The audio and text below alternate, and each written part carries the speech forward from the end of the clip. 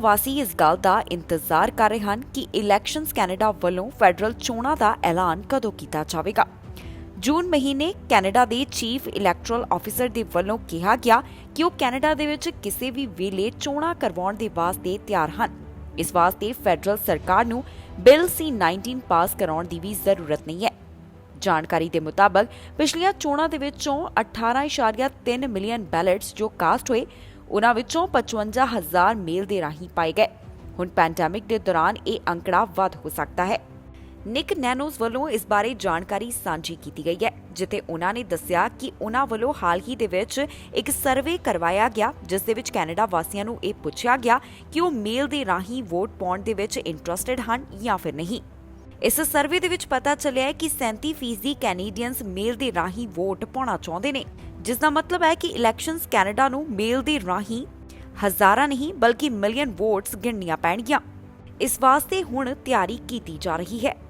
ਦੱਸ ਦਈਏ ਕਿ ਕੈਨੇਡਾ ਦੇ ਵਿੱਚ ਜਲਦ ਹੀ ਫੈਡਰਲ ਚੋਣਾਂ ਹੋ ਸਕਦੀਆਂ ਨੇ। ਵੱਖ-ਵੱਖ ਸਿਆਸੀ ਪਾਰਟੀਆਂ ਵੱਲੋਂ ਵੀ ਆਪਣੀਆਂ ਸਰਗਰਮੀਆਂ ਤੇਜ਼ ਕਰ ਦਿੱਤੀਆਂ ਗਈਆਂ ਨੇ।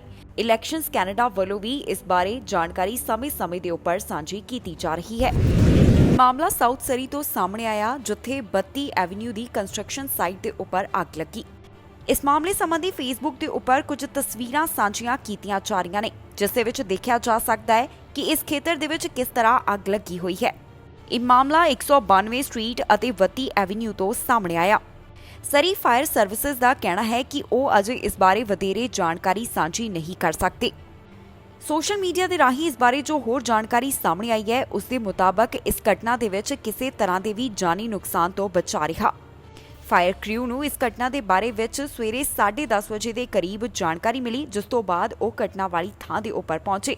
ਫਿਲਹਾਲ ਜੋ ਕੰਸਟਰਕਸ਼ਨ ਸਾਈਟ ਤੋਂ ਅੱਗ ਲੱਗਣ ਦਾ ਮਾਮਲਾ ਸਾਹਮਣੇ ਆਇਆ, ਇਸ ਦੌਰਾਨ ਸਰੀ ਫਾਇਰ ਕ੍ਰਿਊ ਵੱਲੋਂ ਕਾਰਵਾਈ ਕੀਤੀ ਜਾ ਰਹੀ ਹੈ। ਇਸ ਮਾਮਲੇ ਦੇ ਬਾਰੇ ਅਜੇ ਵਧੇਰੇ ਜਾਣਕਾਰੀ ਸਾਂਝੀ ਨਹੀਂ ਕੀਤੀ ਗਈ। ਆਉਣ ਵਾਲੇ ਸਮੇਂ ਦੇ ਵਿੱਚ ਇਸ ਬਾਰੇ ਹੋਰ ਜਾਣਕਾਰੀ ਅਪਡੇਟ ਸਾਂਝੀ ਕੀਤੀ ਜਾਵੇਗੀ। ਸਰੀ ਪੁਲਿਸ ਵੱਲੋਂ ਇੱਕ ਚੋਰੀ ਦੇ ਸੰਬੰਧੀ ਸਸਪੈਕਟ ਦੀ ਭਾਲ ਕੀਤੀ ਜਾ ਰਹੀ ਹੈ। ਸਰੀ ਪੁਲਿਸ ਵੱਲੋਂ ਇਸ ਸਸਪੈਕਟ ਦੀ ਤਸਵੀਰ ਜਾਰੀ ਕੀਤੀ ਗਈ ਹੈ। ਇਸ ਦੇ ਨਾਲ ਹੀ ਸਰੀ RCMP ਵੱਲੋਂ ਇੱਕ ਨਿਊਜ਼ ਰਿਲੀਜ਼ ਵੀ ਜਾਰੀ ਕੀਤੀ ਗਈ ਹੈ, ਜਿਸ ਦੇ ਵਿੱਚ ਉਹਨਾਂ ਨੇ ਦੱਸਿਆ ਕਿ ਸਸਪੈਕਟ ਦੀ ਉਮਰ 30 ਤੋਂ 40 ਸਾਲ ਦੇ ਕਰੀਬ ਹੈ। ਉਸਨੇ ਨੀਲੇ ਰੰਗ ਦਾ ਬੈਂਡੇਨਾ, ਸਨ ਗਲਾਸਿਸ, ਸਰਜੀਕਲ ਮਾਸਕ ਪਾਇਆ ਹੋਇਆ ਹੈ। ਇਸ ਸਸਪੈਕਟ ਦੇ ਨੀਲੇ ਰੰਗ ਦੀ ਸ਼ਰਟ ਪਾਈ ਹੋਈ ਹੈ, ਜਿਸ ਦੀਆਂ ਲੰਬੀਆਂ ਬਾਹਾਂ ਹਨ। RCMP ਦੇ ਮੁਤਾਬਕ ਇਹ ਵਿਅਕਤੀ ਉਸ ਚੋਰੀ ਦਾ ਸਸਪੈਕਟ ਹੈ ਜੋ 19 ਜੁਲਾਈ ਨੂੰ 6 ਵਜੇ ਦੇ ਕਰੀਬ ਵਾਪਰੀ ਸੀ। ਇਸ ਚੋਰੀ ਦੀ ਵਾਰਦਾਤ ਨੂੰ 64 ਐਵਨਿਊ ਦੇ 17,700 ਬਲਾਕ ਦੇ ਵਿੱਚ ਅੰਜਾਮ ਦਿੱਤਾ ਗਿਆ। ਸਰੀ RCMP ਦਾ ਕਹਿਣਾ ਹੈ ਕਿ ਜੇਕਰ ਕਿਸੇ ਨੂੰ ਵੀ ਇਸ ਘਟਨਾ ਸੰਬੰਧੀ ਜਾਂ ਸਸਪੈਕਟ ਦੇ ਬਾਰੇ ਕੋਈ ਜਾਣਕਾਰੀ ਹੈ ਤਾਂ ਸਰੀ RCMP ਦੇ ਨਾਲ 604-599-0502 ਜਾਂ ਫਿਰ ਕ੍ਰਾਈਮ ਸਟਾਪਰਸ ਦੇ ਨਾਲ 1800-222-8477 ਦੇ ਉੱਪਰ ਕਾਲ ਕਰਕੇ ਜਾਣਕਾਰੀ ਸਾਂਝੀ ਕੀਤੀ ਜਾਵੇ। ਦੱਸ ਦਈਏ ਕਿ ਸਰੀ RCMP ਵੱਲੋਂ ਇਸ ਵਿਅਕਤੀ ਦੀ ਤਸਵੀਰ ਜਾਰੀ ਕੀਤੀ ਗਈ ਹੈ ਤੇ ਨਾਲ ਹੀ ਲੋਕਾਂ ਤੋਂ ਇਹ ਮੰਗ ਕੀਤੀ ਹੈ ਕਿ ਇਸ ਸਸਪੈਕਟ ਨੂੰ ਲੱਭਣ ਦੇ ਵਿੱਚ ਮਦਦ ਕੀਤੀ ਜਾਵੇ। ਅੱਧੀ ਰਾਤ ਨੂੰ ਚਿਲਵੈਕ ਅਪਾਰਟਮੈਂਟ ਦੇ ਵਿੱਚ ਅੱਗ ਲੱਗਣ ਦਾ ਮਾਮਲਾ ਸਾਹਮਣੇ ਆਇਆ। ਜਾਣਕਾਰੀ ਦੇ ਮੁਤਾਬਕ ਇਸ ਅੱਗ ਲੱਗਣ ਦੇ ਕਾਰਨ ਚਿਲਵੈਕ ਅਪਾਰਟਮੈਂਟ ਦੀ ਬਿਲਡਿੰਗ ਨੁਕਸਾਨੀ ਗਈ ਹੈ। ਫਾਇਰ ਫਾਈਟਿੰਗ ਕ੍ਰਿਊਜ਼ ਦੇ ਵੱਲੋਂ ਇਸ ਦੇ ਉੱਪਰ ਕਾਰਵਾਈ ਕੀਤੀ ਗਈ ਅਤੇ ਅੱਗ ਬੁਝਾਉਣ ਦੀਆਂ ਕੋਸ਼ਿਸ਼ਾਂ ਕੀਤੀਆਂ ਜਾ ਰਹੀਆਂ ਸਨ।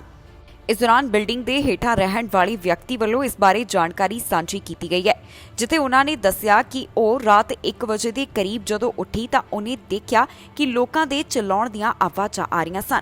ਪਹਿਲਾਂ ਉਸ ਨੂੰ ਇੰਜ ਲੱਗਿਆ ਜਿਵੇਂ ਕੋਈ ਲੋਕ ਆਪਸ ਦੇ ਵਿੱਚ ਝਗੜਾ ਕਰ ਰਹੇ ਹੋਣ, ਪਰ ਬਾਅਦ ਦੇ ਵਿੱਚ ਉਸ ਨੂੰ ਪਤਾ ਚੱਲਿਆ ਕਿ ਲੋਕਾਂ ਵੱਲੋਂ ਇੱਥੇ ਕਿਉਂ ਚੀਕਿਆ ਜਾ ਰਿਹਾ ਸੀ। ਜਦੋਂ ਔਰਤ ਬਾਹਰ ਆਈ ਤਾਂ ਉਸਨੇ ਅੱਗ ਦੀਆਂ ਲਪਟਾਂ ਦੇਖੀਆਂ। ਨਾਲ ਹੀ ਉਸਨੇ ਇਹ ਵੀ ਜਾਣਕਾਰੀ ਦਿੱਤੀ ਹੈ ਕਿ ਇਸ ਦੌਰਾਨ 2 ਵਿਅਕਤੀ ਬਿਲਡਿੰਗ ਦੇ ਵੱਲ ਭੱਜੇ ਤੇ ਉਹਨਾਂ ਵੱਲੋਂ ਦਰਵਾਜ਼ਾ ਖੜਕਾਇਆ ਜਾ ਰਿਹਾ ਸੀ ਤੇ ਉਹਨਾਂ ਵੱਲੋਂ ਚਿল্ਲਾਇਆ ਜਾ ਰਿਹਾ ਸੀ ਫਾਇਰ। ਪਰ ਇਸ ਦੌਰਾਨ ਲੋਕ ਆਪਣੇ ਘਰ ਤੋਂ ਬਾਹਰ ਨਹੀਂ ਆਏ ਕਿਉਂਕਿ ਉਹਨਾਂ ਨੂੰ ਲੱਗਿਆ ਕਿ ਸ਼ਾਇਦ ਕਿਸੇ ਵੱਲੋਂ ਮਜ਼ਾਕ ਕੀਤਾ ਜਾ ਰਿਹਾ ਹੈ। ਸਭ ਤੋਂ ਪਹਿਲਾਂ ਜੋ ਘਰ ਤੋਂ ਬਾਹਰ ਆਏ ਉਹਨਾਂ ਦੇ ਵਿੱਚ ਇੱਕ ਮਾਂ ਅਤੇ ਉਸਦਾ 5 ਸਾਲ ਦਾ ਬੱਚਾ ਸ਼ਾਮਿਲ ਸੀ। ਇਹ ਦੋਨੋਂ ਜਾਣੇ ਫਰਸਟ ਫਲੋਰ ਦੇ ਉੱਪਰ ਰਹਿੰਦੇ ਹਨ।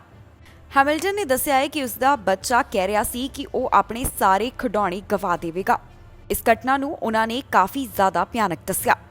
ਇਹ ਵੀ ਜਾਣਕਾਰੀ ਦਿੱਤੀ ਗਈ ਹੈ ਕਿ ਇੱਥੇ ਇੱਕ ਵਿਅਕਤੀ ਵੱਲੋਂ ਆਪਣੀ ਬਾਲਕਨੀ ਤੋਂ ਜਾਨ ਬਚਾਉਣ ਦੇ ਲਈ ਛਲਾਂਗ ਮਾਰੀ ਗਈ ਅਤੇ ਇਸ ਦੀ ਮੌਤ ਹੋ ਗਈ ਹੈ, ਪਰ ਅਧਿਕਾਰੀਆਂ ਵੱਲੋਂ ਅਜੇ ਇਸ ਦੇ ਬਾਰੇ ਕੋਈ ਵੀ ਪੁਸ਼ਟੀ ਨਹੀਂ ਕੀਤੀ ਗਈ। ਇੱਥੇ ਜੋ ਵਿਟਨੈਸ ਮੌਜੂਦ ਸਨ ਉਹਨਾਂ ਵੱਲੋਂ ਇਸ ਦੀ ਜਾਣਕਾਰੀ ਦਿੱਤੀ ਗਈ। ਤਾਜ਼ਾ ਜਾਣਕਾਰੀ ਦੇ ਮੁਤਾਬਕ ਇੰਡੋਰ ਪਬਲਿਕ ਸਪੇਸਿਸ ਦੇ ਉੱਪਰ ਮਾਸਕ ਪਾਉਣਾ ਜ਼ਰੂਰੀ ਹੋਵੇਗਾ। ਇਵੈਂਟਸ ਦੇ ਦੌਰਾਨ ਆਊਟਡੋਰ ਇਕੱਠ ਕਰਨ ਦੀ ਇਜਾਜ਼ਤ ਦਿੱਤੀ ਗਈ ਹੈ, ਪਰ ਨਾਲ ਹੀ ਕਿਹਾ ਗਿਆ ਹੈ ਕਿ ਇੰਡੋਰ ਇਕੱਠ ਨਾ ਕੀਤਾ ਜਾਵੇ। ਰੈਸਟੋਰੈਂਟ ਦੇ ਵਿੱਚ ਸਟੈਪ 3 ਲਾਗੂ ਕੀਤਾ ਜਾ ਰਿਹਾ ਹੈ, ਜਿਸ ਦਾ ਮਤਲਬ ਹੈ ਕਿ ਰੈਸਟੋਰੈਂਟ ਅਤੇ ਪਬ ਨੂੰ ਘੱਟ ਕਪੈਸਿਟੀ ਦੇ ਨਾਲ ਖੋਲ੍ਹਿਆ ਜਾਵੇਗਾ। ਇਸ ਦੇ ਨਾਲ ਹੀ ਬਾਰ, ਰੈਸਟੋਰੈਂਟ ਅਤੇ ਨਾਈਟ ਕਲੱਬ ਦੇ ਵਾਸਤੇ ਕੋਵਿਡ-19 ਸੇਫਟੀ ਪਲਾਨਸ ਹੋਣੇ ਚਾਹੀਦੇ ਨੇ। ਲਿਕਰ ਸਰਵਿਸਿਜ਼ ਨੂੰ ਆਮ ਘੰਟਿਆਂ ਦੇ ਵਾਂਗ ਹੀ ਖੋਲ੍ਹਿਆ ਜਾਵੇਗਾ, ਪਰ ਲੋਕਾਂ ਨੂੰ ਇੱਥੇ ਟੇਬਲ ਦੇ ਉੱਪਰ ਸੋਸ਼ਲਾਈਜ਼ ਕਰਨ ਦੀ ਇਜਾਜ਼ਤ ਨਹੀਂ ਹੋਵੇਗੀ।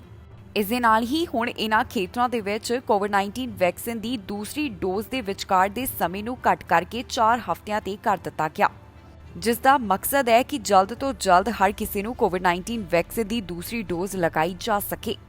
ਇਸ ਦੇ ਨਾਲ ਹੀ ਰੀਜਨ ਦੇ ਵਿੱਚ ਜਿਨ੍ਹਾਂ ਵੱਲੋਂ ਅਜੇ ਤੱਕ ਕੋਵਿਡ-19 ਵੈਕਸੀਨ ਦੇ 2 ਡੋਜ਼ ਨਹੀਂ ਲਗਾਏ ਗਏ, ਉਹਨਾਂ ਨੂੰ ਨਾਨ ਐਸੈਂਸ਼ੀਅਲ ਟਰੈਵਲ ਨਾ ਕਰਨ ਦੇ ਵਾਸਤੇ ਕਿਹਾ ਗਿਆ। ਇਸ ਦੇ ਨਾਲ ਹੀ ਦੱਸ ਦਈਏ ਕਿ ਕੈਲੋਨਾ ਵੱਲੋਂ ਇਹ ਕਦਮ ਚੁੱਕਿਆ ਗਿਆ ਜਿੱਥੇ ਰੈਸਟੋਰੈਂਟ ਅਤੇ ਪਬ ਨੂੰ ਬੰਦ ਕੀਤਾ ਜਾ ਰਿਹਾ ਹੈ। ਕੈਲੋਨਾ ਦੇ ਰੈਸਟੋਰੈਂਟ ਅਤੇ ਪਬ ਦੇ ਨਾਲ ਜੁੜੇ ਹੋਏ ਕਾਰੋਬਾਰੀਆਂ ਵੱਲੋਂ ਸੋਸ਼ਲ ਮੀਡੀਆ ਦੇ ਉੱਪਰ ਜਾਣਕਾਰੀ ਦਿੱਤੀ ਗਈ ਹੈ ਕਿ ਕੋਰੋਨਾ ਵਾਇਰਸ ਦੇ ਮਾਮਲਿਆਂ ਨੂੰ ਧਿਆਨ ਵਿੱਚ ਰੱਖਦਿਆਂ ਇੱਕ ਵਾਰ ਫਿਰ ਤੋਂ ਉਹਨਾਂ ਵੱਲੋਂ ਆਪਣੇ ਰੈਸਟੋਰੈਂਟ ਅਤੇ ਪਬ ਬੰਦ ਕੀਤੇ ਜਾ ਰਹੇ ਨੇ, ਪਰ ਅਜਿਹਾ ਉਹਨਾਂ ਵੱਲੋਂ ਕੁਝ ਸਮੇਂ ਦੇ ਵਾਸਤੇ ਕੀਤਾ ਜਾ ਰਿਹਾ ਹੈ।